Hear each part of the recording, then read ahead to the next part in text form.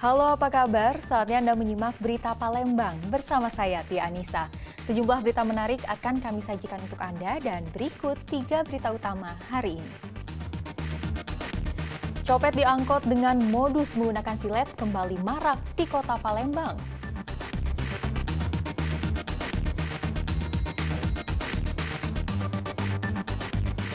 Pemkab Ogan Komering Ulu mengusulkan kuota tambahan BBM bersubsidi sebesar 8 kiloliter per hari untuk setiap SPBU.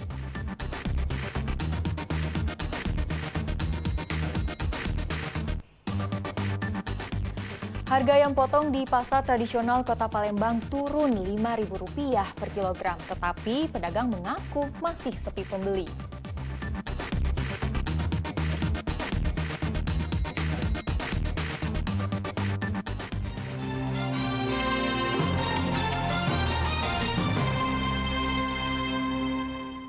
Kita ke informasi pertama.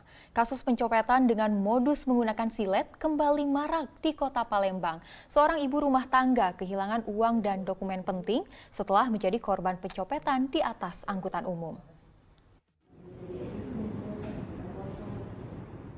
Dengan wajah lesu, Sri Yulianti mendatangi SPKT Polrestabes Palembang.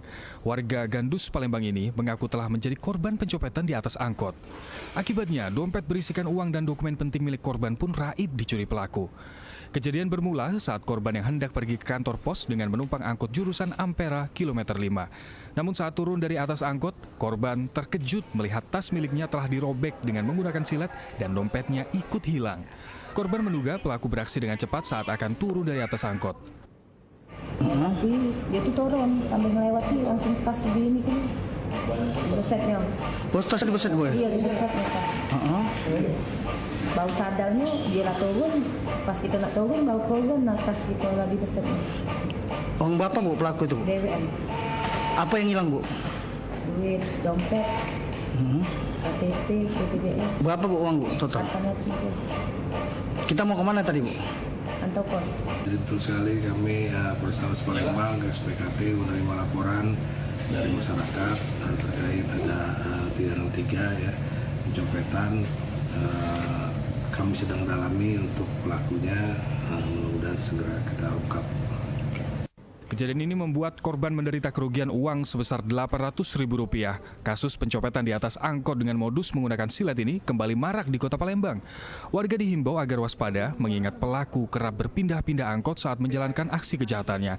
Dedi Irwansyah melaporkan dari kota Palembang. Kawanan spesialis pencuri getah karet diringkus unit reskrim Polsek Indralaya Kabupaten Ogan Ilir. Dari tangan para pelaku disita getah karet dan 2 unit sepeda motor. 2 kawanan spesialis pencurian getah karet ini tak berkutik saat digelandang polisi ke Mapolsek Indralaya.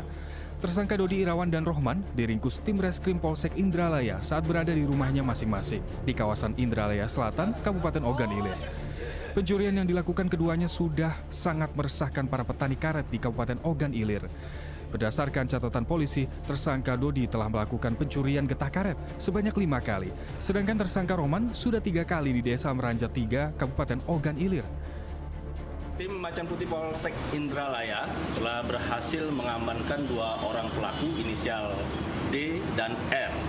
Pencurian yang dilakukan oleh kedua pelaku ini pada malam hari Jumat pukul 23.30. Tanggal 9 September 2022. Bang, selain 2 tersangka ataukah ada pelaku lain bang? Untuk sementara masih kita kembangkan apakah ada keterlibatan pelaku lain yang ikut melakukan pencurian ini. Namun untuk pada malam hari terakhir itu baru 2 orang pelaku. Selain Dari tangan kedua pelaku ini, polisi menyita sejumlah barang bukti termasuk 1 keping getah karet dan 2 unit sepeda motor yang dipergunakannya saat beraksi. Polisi akan terus mengembangkan kasus pencurian getah karet ini guna mengungkap kemungkinan ada pelaku lain yang terlibat. Sementara kepada kedua pelaku dijerat dengan pasal pencurian dengan ancaman hukuman paling lama 7 tahun penjara. Dedi Irwansyah melaporkan dari Kabupaten Ogan Ilir. Sempat buron selama 3 tahun, seorang pelaku penyiraman air keras berhasil diringkus polisi di kawasan Jalan Perintis Kemerdekaan, Palembang. Pelaku M. Adi Saputra, warga Jalan Dr. M. Isa, Lorong Agus, Cik, Kelurahan Koto Batu, Palembang, diringkus polisi sepulang menjadi tukang batu selama 3 tahun di Jakarta. Peristiwa penyiraman air keras terjadi 28 September 2019. Tersangka yang saat itu mengikuti acara atau haul bersama rombongannya tiba-tiba dilempar batu di Jalan Dr. M. Isa, Lorong Bintara, Kelurahan Koto Batu, Kecamatan Ilir Timur 3, Palembang. Bahkan diledek jika permainan hadroh rombongan jelek. Tidak terima diledek, tersangka pulang ke rumah mengambil botol yang berisikan air keras, kemudian balik mendatangi korban dan menyiramkan dengan air keras. Akibat siraman air keras tersebut, korban mengalami luka bakar di wajah dan bagian dada serta buta permanen. Tersangka merupakan DPO yang selama ini kami kejar karena kejadiannya sudah cukup lama pada tahun 2019. Kami amankan pada tanggal 14 September 2022 pukul 17.00 di Jalan Perintis Kemerdekaan. Untuk korban mengalami luka berat, cacat permanen, matanya buta sebelah kiri. Lempar pakai batu batang. Oh, lempar kayak? Iya, enggak kena yang lain juga. Oh, itu tersinggung. Situ. Apa tersinggung? Dendam? Bukan dendam lama, Pak? Bukan. Terus balik ke rumah? Iya. Joko Pala tuh kenapa ada di rumah? Memang ada di sini di rumah. Nah, terus enggak Kak ngintainya seperti apa nunggu? Enggak, memang masih lempar-lempar dia. Saya keluar masih lempar kalau dia ada cara. Oh, berarti kakak sekarang masih di lokasi ya? Masih di lokasi.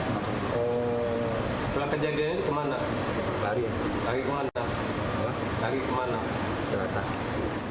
Atas perbuatannya, tersangka dijerat dengan pasal 351 ayat 2 KUH Pidana dengan ancaman penjara maksimal 12 tahun. Yanuar Ihrom melaporkan dari Palembang.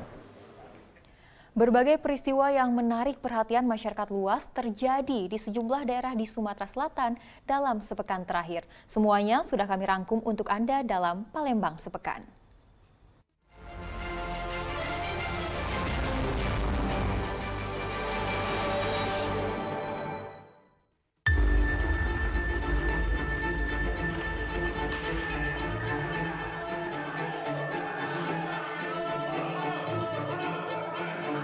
Polisi menggerebek persembunyian 2 pelaku curanmor di Kabupaten Musi, Banyuasin. 2 pelaku ditangkap di sebuah rumah kosong dan menyita 3 unit sepeda motor hasil curian. Di hadapan polisi, kedua spesialis curanmor ini mengaku sering melakukan aksi kejahatan di kawasan Kecamatan Sungai Lilin dan Kecamatan Keluang dengan cara membobol rumah warga di malam hari. Motor hasil curian oleh pelaku dijual ke Kota Palembang dan Jambi.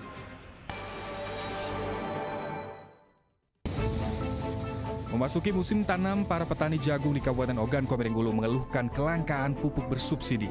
Selama 6 bulan terakhir, petani tak berani menanam bibit jagung karena kesulitan mendapatkan pupuk.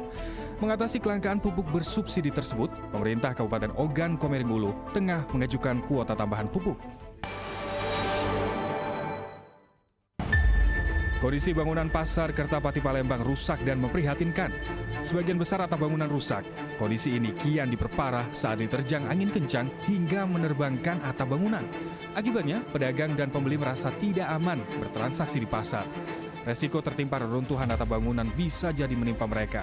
Mengantisipasi dampak kerusakan bangunan pasar, pihak Pasar Palembang mengarahkan pedagang pindah ke tempat yang lebih aman. Pasar Kertapati sudah direncanakan untuk diperbaiki, namun terkendala status kepemilikan lahan yang dimiliki PT KAI. Kasus penamparan yang dilakukan kepala sekolah terhadap sejumlah siswanya di Kabupaten Ogan Ilir akhirnya diselesaikan secara kekeluargaan. Pihak keluarga korban bersedia menarik laporan polisi setelah menerima permohonan maaf dari sang kepala sekolah. Sebelumnya, kepala sekolah di salah satu SMA negeri di Kabupaten Ogan Ilir ini menampar beberapa siswi dengan alasan mendidik karena para siswi membuat kelas kotor dan berlaku tak sopan pada seorang guru honorer.